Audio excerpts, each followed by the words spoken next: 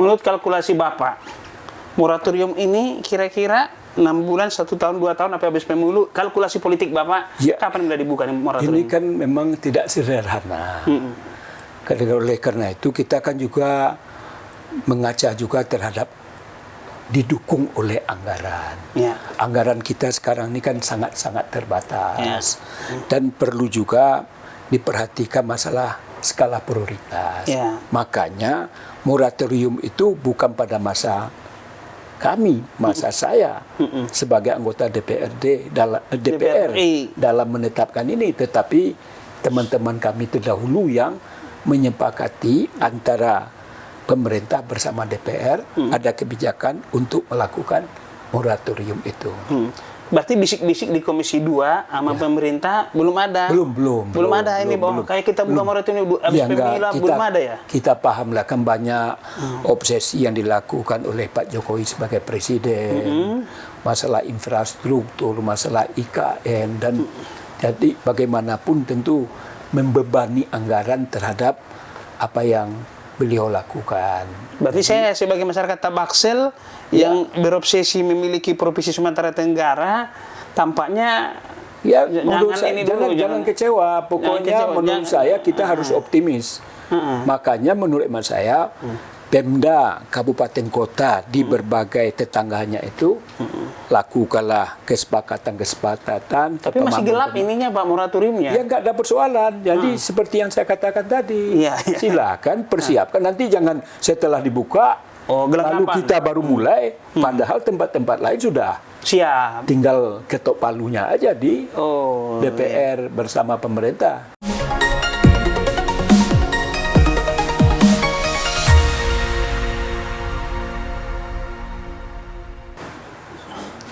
Bincang-bincang tipis-tipis kembali menjumpai Anda bersama saya Erman Tale Daulay di channel Tale Tries Info. Di channel ini berbagai isu terkini yang menjadi perhatian publik dan narasumber yang kita hadirkan untuk membahas isu tersebut akan kita iris-iris menjadi tipis-tipis.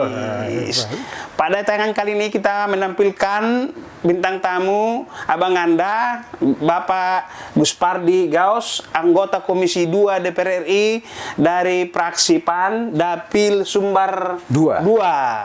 Tepatnya beliau ini dari Bukit Tinggi ya Pak, Guspardi Gaus ya. Agam. Kita akan mengiris tipis-tipis soal tupoksi beliau di Komisi 2, mulai dari otonomi daerah, pertanahan, pemilu, semua nanti kita akan iris tipis-tipis dengan tokoh PAN ini. Apa kabar otonomi daerah ini Pak Guspardi Gaus nih? Seiring dengan baru dengar sekarang kita udah 38 provinsi ya Pak ya? Sudah 38, kemarin hari Kamis. Merupakan babak terakhir dari 38 itu. Di mana dilakukan sidang paripurna tingkat kedua. Sudah mengesahkan Papua Barat Daya sebagai provinsi terakhir, provinsi bungsu. Papua Barat Daya ya? Sebelumnya kan Papua Selatan, Papua Tengah, Papua Pegunungan ya? Jadi sekarang kita 38 provinsi. Tambah, jadi berarti dari Papua itu sebelumnya ada 2 provinsi. Provinsi Papua dan Provinsi Papua Barat. Jadi sekarang dengan ada tambahan 4 pemekaran DOB, wilayah Papua itu menjadi 6 provinsi. Karena Bapak di Komisi 2 secara historis bisa diiris tipis-tipis dulu Pak. Di pemekaran mungkin dari rentang kendali, demografi, geografi bisa diiris tipis-tipis dulu Pak. Sebetulnya DOB ini, daerah otonomi baru ini, pemekaran, itu sedang dalam kondisi moratorium. Artinya seluruh kabupaten kota dan provinsi di Indonesia sedang dihentikan pemekaran terhadap kabupaten kota dan provinsi. Sebetulnya banyak tuntutan, banyak harapan, banyak aspirasi yang disampaikan oleh beberapa kabupaten kota, masyarakat dan provinsi untuk dilakukan pemekaran. Tapi karena kebijakan dari pemerintah bersama DPR, kondisi itu kita stop dulu dalam kondisi moratorium kecuali wilayah Papua. Kenapa? Karena Papua itu didasari kepada Undang-Undang Nomor 2 Tahun 2021. Oh, ada pijakannya. Tentang Otsus Papua. Ya. Di mana dalam undang-undang itu ditegaskan bahwa wilayah Papua itu dimungkinkan untuk melakukan pemekaran. Ya. Sehingga kami Komisi 2 dari 4 provinsi yang sudah DOP itu merupakan semuanya merupakan hak inisiatif dari Komisi 2. Hak inisiatif itu, Pak. Hak inisiatif, ya. Terakhir adalah hari Kamis kemarin, di mana sebetulnya Komisi 2 sudah lama melakukan rapat kerja dengan pemerintah dalam rangka menyampaikan pendapat mini fraksi. Itu sudah di bulan September. Iya, Pak. Cuman agenda untuk ketok palu di tingkat paripurna itu kewenangan kan ada di pimpinan DPR. Ya. Jadi banyak juga tuntutan dari masyarakat Papua Barat Daya itu kapan ini di ketok palu realisasikan ketok palunya. Kami ini sudah merindukan pemekaran itu semenjak 20 sampai beberapa tahun yang lalu. Kenapa belum juga Papua Barat Daya ini belum diketok palukan. Akhirnya kemarin saya ke Papua bersama Pak Wamen. Waduh, luar biasa respon. Kebetulan saya adalah penyelamat juga kemarin di paripurna. Iya, Pak. Biasanya yang membacakan pandangan dari fraksi komisi itu, pimpinan komisi.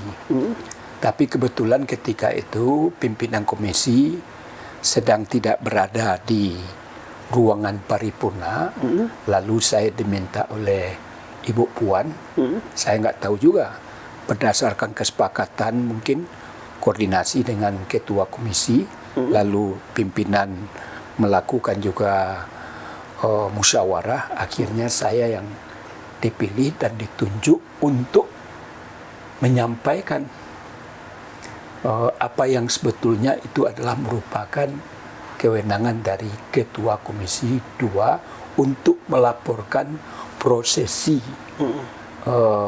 tugas dan tanggung jawab dalam rangka untuk dibicarakan di tingkat kedua itu.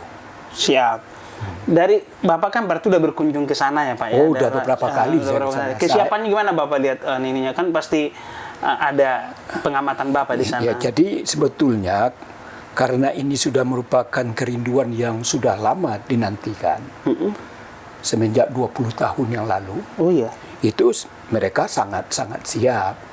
Tentu hal ini merupakan gawenya pemerintah, dalam hal ini Menteri Dalam Negeri, mempersiapkan pejabat gubernur, kemudian pejabat gubernur juga akan membentuk Sekda, OPD, kemudian juga APBD, dan lain sebagainya. Jadi pembentukan DOB ini tidak sederhana. Tahapan-tahapannya Bapak lihat gimana? Ya. Trennya bagus atau gimana? Oh, sangat-sangat siap. Mereka kan sudah belajar dari tetangga-tetangga mereka. Ini kan saya katakan tadi, dari 4, ini yang terakhir, Papua Barat Daya.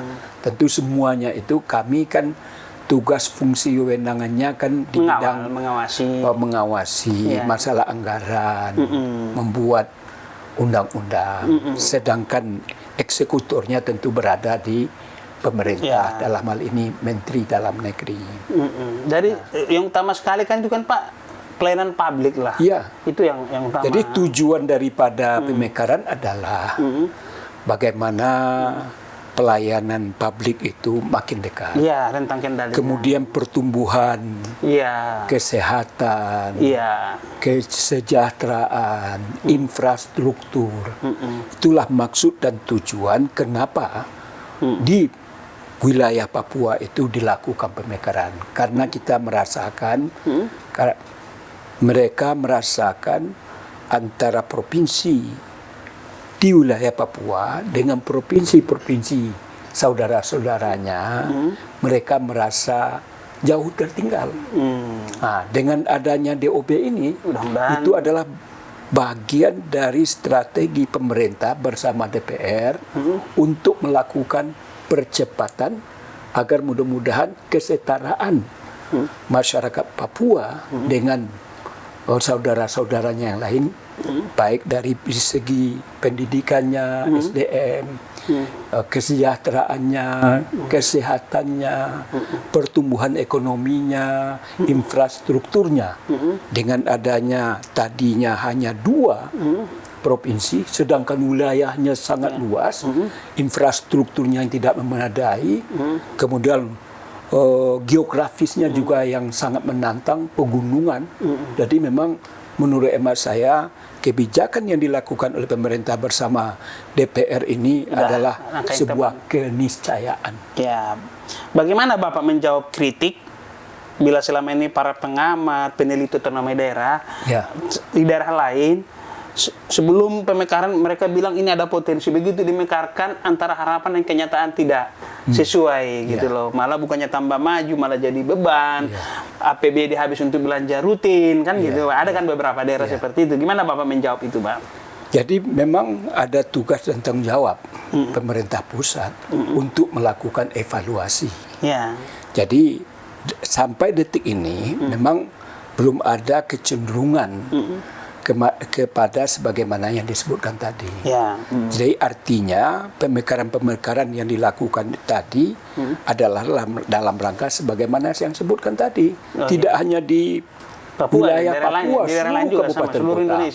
Makanya di Sumatera Barat pun menurut emat saya ada 3 potensi kabupaten untuk dimekarkan. Karena wilayahnya luas. Jangan melihat Sumatera itu, Sumatera Barat pada khususnya, sama dengan Pulau Jawa.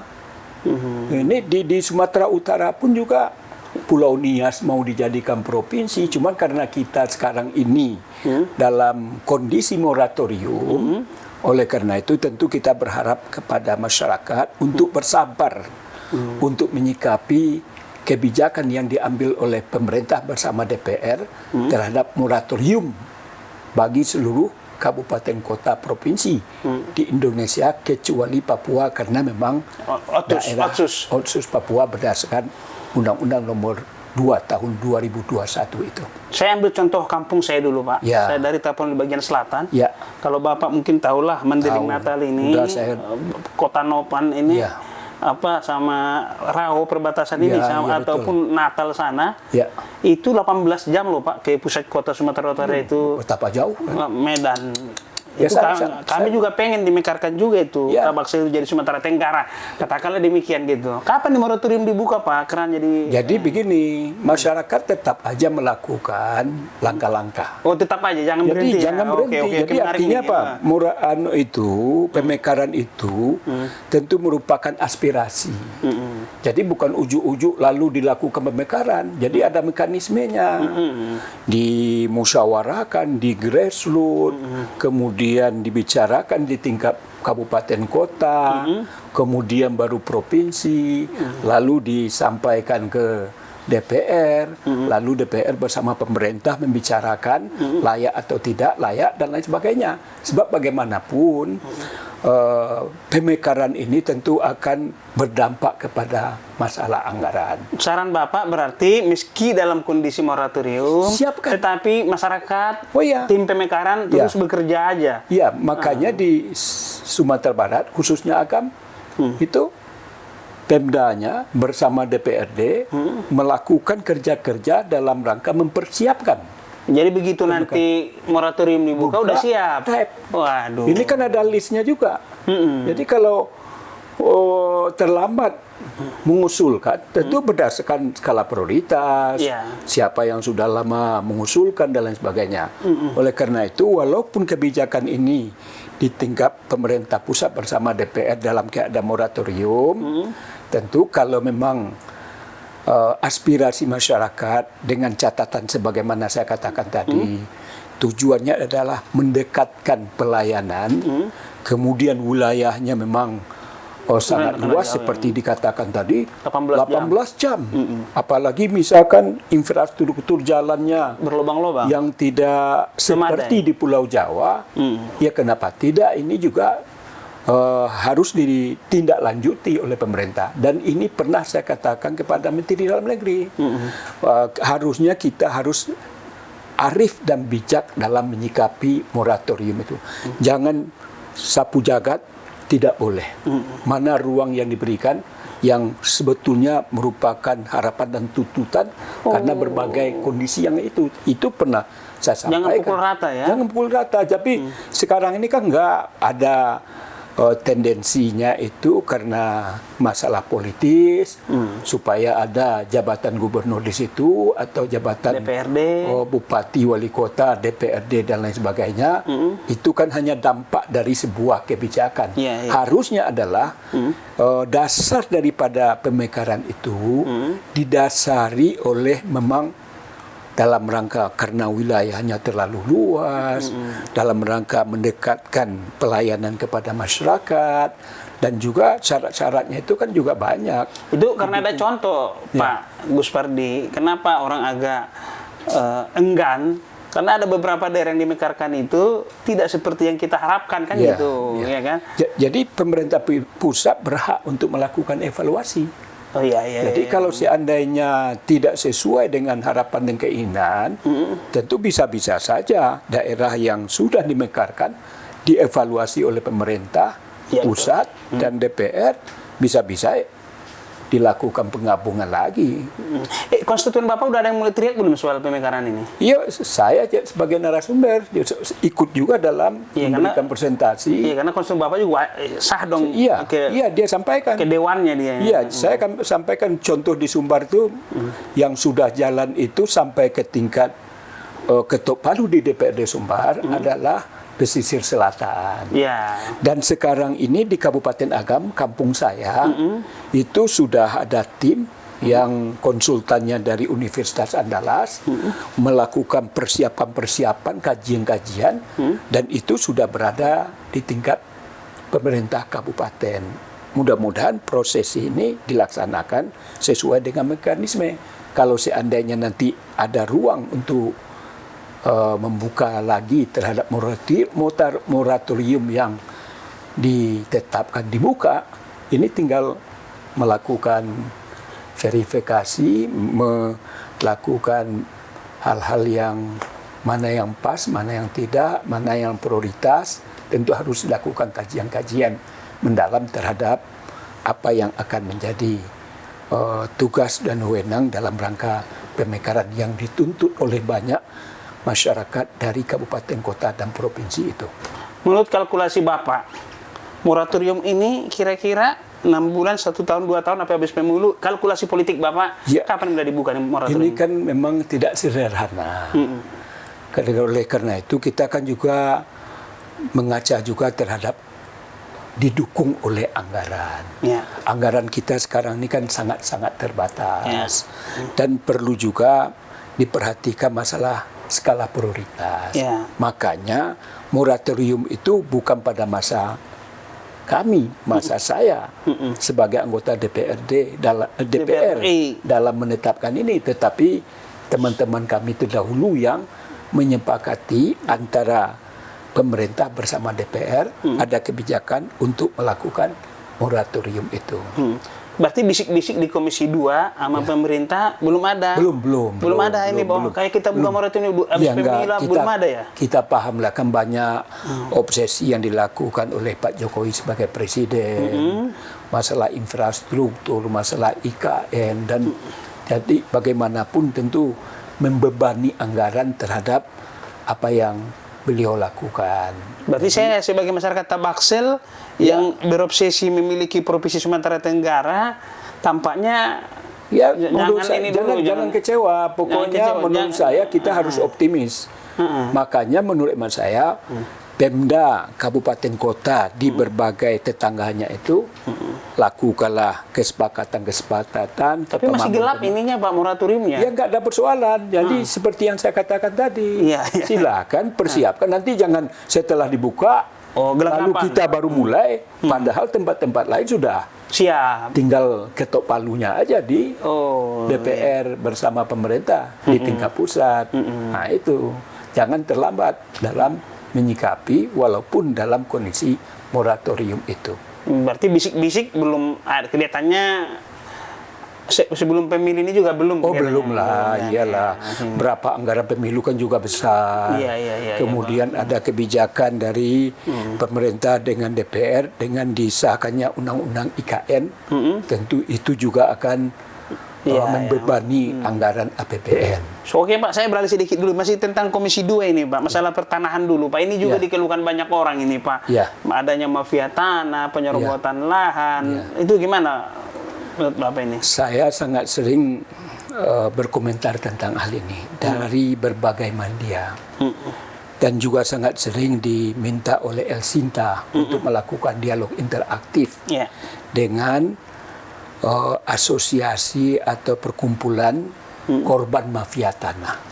Lalu mereka saya undang ke Komisi 2, sampaikanlah hal-hal yang berkaitan terhadap persoalan yang berkaitan mereka-mereka yang tertimpa akibat daripada mafia tanah yang dilakukan oleh para oknum-oknum. Saya lihat sekarang ini bukan oknum lagi. Kenapa? Hampir di seluruh kabupaten, kota, dan provinsi itu ada mafia tanah. Jadi artinya kalau oknum itu kan 1-2. Di kabupaten itu bisa puluhan, ratusan. Cara merebutnya gimana Bapak yang bikin Bapak mungkin sedih, mungkin karena rakyat ini serobot? Contohnya satu aja dulu Pak. Ya tentu ada komitmen daripada kementerian ATR BPN untuk memberantas. Sebab apa? Pintu gerbangnya itu adanya di kementerian. Apakah kakannya, kanwilnya, dan sekarang ini sejak Pak Hadi Cahyanto diberi amanah oleh Presiden sebagai orang yang bertanggung jawab membenahi Kementerian ATR BPN, kan sudah banyak juga orang-orang yang ditangkap, orang-orang yang dikejar oleh KPK. Terakhir kan kita lihat Kakanwil BPN ATR di Provinsi Riau. Peristiwa yang Bapak lihat sendiri seperti apa Pak? Modusnya satu aja yang Bapak lihat? Paling banyak modusnya itu. Ada yang tanah orang yang sudah punya sertifikat. Kemudian tanah itu dikuasai oleh yang bersangkutan. Ujuk-ujuk sudah berubah kepemilikan. Ini sangat menyedihkan. Dan kejadian ini bukan hanya di kampung-kampung, di Jakarta sendiri pun juga begitu. Jadi ini merupakan sindikat. Ya, adanya mafia tanah ini pertama tentu bisa ada pembackingnya, kemudian juga ada investornya, kemudian juga ada oknum, semuanya tentu oknum ya. Apakah polisi, TNI, kemudian orang yang berduit, kemudian juga ada pihak ketiga yang berupaya jadi sebagai orang-orang yang melakukan mafia itu, kemudian notaris. Nah, lalu apa? Pintu gerbangnya kan adanya di BPN ATR. Membalikkan sertifikat, merubah nama orang. Itu akhirnya apa? Harusnya BPN ATR harus hati-hati dalam menyikapi terhadap balik nama sertifikat atau prosesi bahan-bahan yang harus dia lengkapi, jangan hanya sekedar.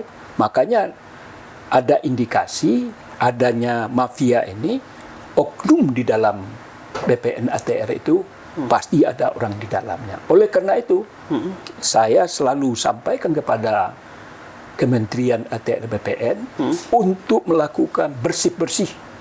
Jangan pernah mulu. Inilah mungkin kebijakan yang dilakukan oleh Pak Jokowi dengan mengganti menteri yang lama. Sekarang menterinya apa? Jenderal, mantan Pangap. Siapa lagi pembacking yang bisa mengalahkan dari segi jabatan itu? Itu kan harapan dan keinginan. Salah satu usaha. Tapi apakah Pak Hadi Cahyanto mampu punya komitmen memberantas semua mafia tanah dalam berbagai modus yang dilakukannya itu. Oke, demikian bincang tipis-tipis dengan Bapak Guspardi Gaos, anggota Komisi 2 DPR RI dari fraksi PAN. Assalamualaikum warahmatullahi wabarakatuh.